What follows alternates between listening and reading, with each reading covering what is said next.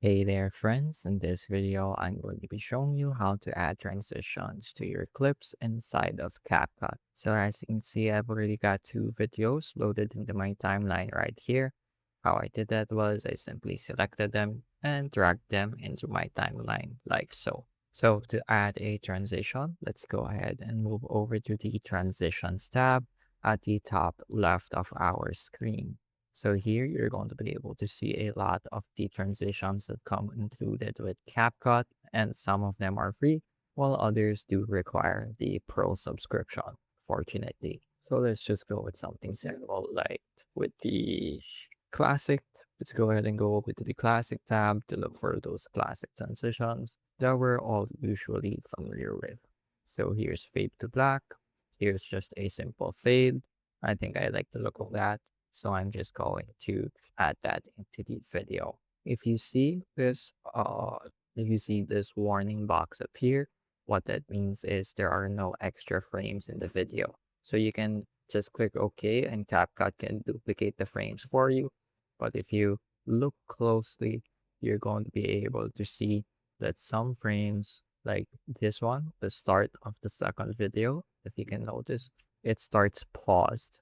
And if you don't want that to happen, what you're going to have to do is you're going to have to shorten this video a little bit as well as this one. That way you have extra frame data for the transition. Let's try adding that transition again by dragging and dropping. As you can see, this time there's no warning. That means that everything should be fine and there are no duplicated frames. So if we play this, it is perfectly seamless. The second video does not start paused. There we go. So it's really quick and really easy.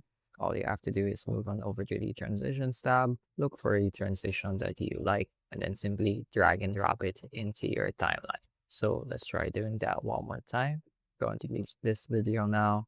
And again, I'm just going to delete or rather trim the video a little on both sides. And then I'm just going to go back to the transitions tab. And then I'm going to go ahead and add that same transition to the videos. Now you can also change the duration by changing the slider. And as you can see, there's a visual representation of how much time your transition will take in your timeline. So really quick, really easy, and all it takes is a few clicks. That's going to be it for this video. I hope I was able to teach you something new and something useful. And as always, thank you for watching.